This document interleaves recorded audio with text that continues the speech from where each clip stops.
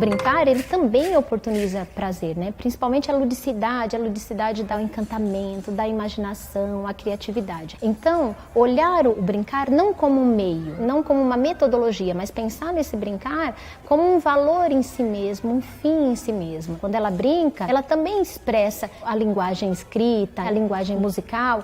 Então, olhar essas linguagens de forma correlacionada. Deixar o brincar que ele seja de forma também espontânea e livre. Isso não quer dizer também que não seja intencional. Você joga em dupla.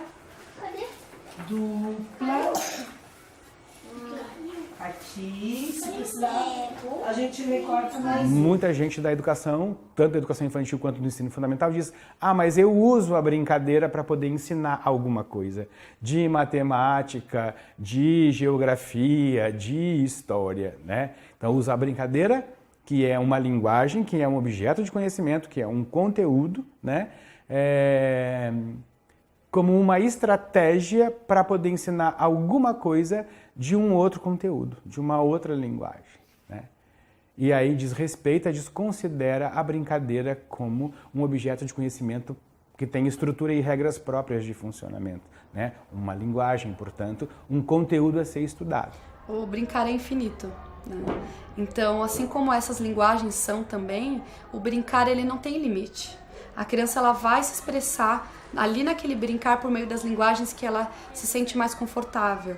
Então ela vai se expressar tanto integralmente, com a mente e com o corpo, porque aí a criança vai se envolver por completo nisso, como ela vai inventar brincadeiras, ela vai inventar músicas, ela vai inventar parlendas, ela vai encenar, né? Ela vai fazer o faz de conta virar uma encenação em que ela mergulha e naquele momento aquilo é realidade para ela. Então ela vai se expressar por meio dessas múltiplas linguagens. O brincar, ele contribui com que a criança se desenvolva integralmente. Quando a gente fala do desenvolvimento motor, físico, psicológico, social, o brincar perpassa todas essas aprendizagens das crianças. Então não se justifica que ele também não se possa se expressar por meio das múltiplas linguagens. Ora é a arte, ora é a música, né? São essas linguagens que vão contribuindo com a aprendizagem da criança. Então se eu estou num brincar restrito, a 4 paredes pequenas, né? E não posso ter esse movimento do corpo, dificilmente eu vou conseguir ter essa relação de alto e baixo, dentro, fora, né? Se o brincar é só dentro, nunca é no sol, nunca é no vento, né? Nunca é em contato com a natureza, ele vai ser um brincar um pouco mais restrito e não vai ampliar essas possibilidades, e não vai ser mais complexo, logo vai exigir menos daquela criança que brinca.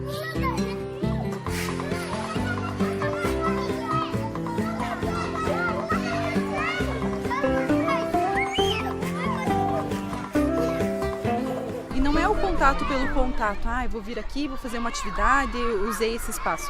Não, é esse experimentar, é esse ter hipótese do que pode ser, o que não é, dessa investigação do que será que é isso. Isso leva a projetos, né? Isso pode desencadear um projeto, que tipo de planta que sobe na árvore, né? Então é a partir desse conhecimento mais aprofundado da natureza que aí a criança tem esse respeito com a natureza e sabe que é a partir dela que depende de muitas outras coisas e principalmente o respeito à vida, ao cuidado.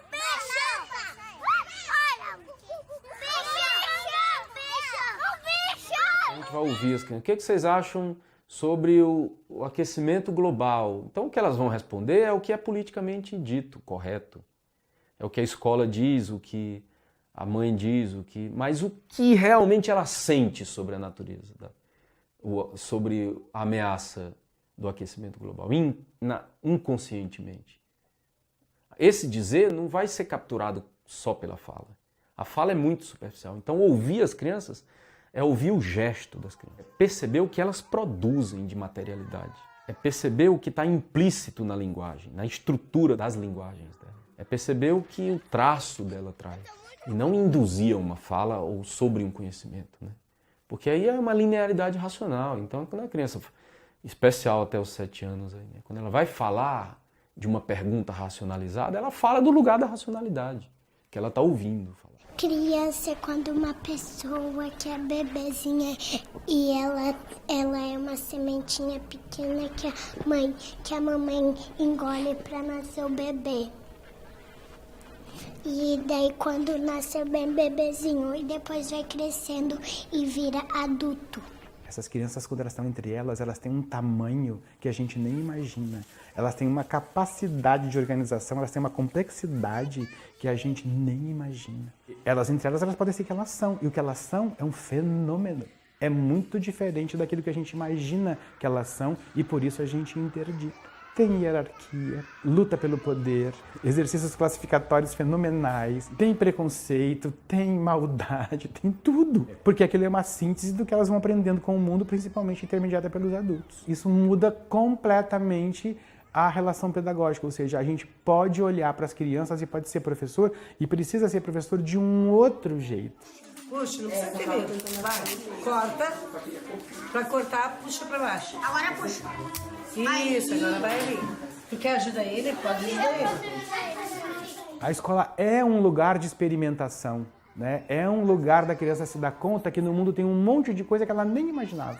Que o limite de mundo que tinha na casa dela era bastante restrito, né? Ela fica se dando conta depois que ela vai para a escola e diz assim, tudo isso é mundo, tudo isso também pode, tudo isso também é, entendeu, né? Eu posso me achar nessas coisas todas, né? Então, esse abrir de portas que a escola faz, né, pelas linguagens, é fundamental para as crianças acharem o seu lugar no mundo. E cada uma buscar alguma coisa que ela gosta mais e pegar isso que ela gosta mais como um fio condutor e seguir a vida fora. A vida não é só isso, depois disso é aquilo, quem faz isso, colhe aquilo outro, entendeu, né? Vida é possibilidade. E quanto mais linguagens você tem acesso para poder interagir, mais você se dá conta disso, mais complexa a vida fica, mais leve a vida fica.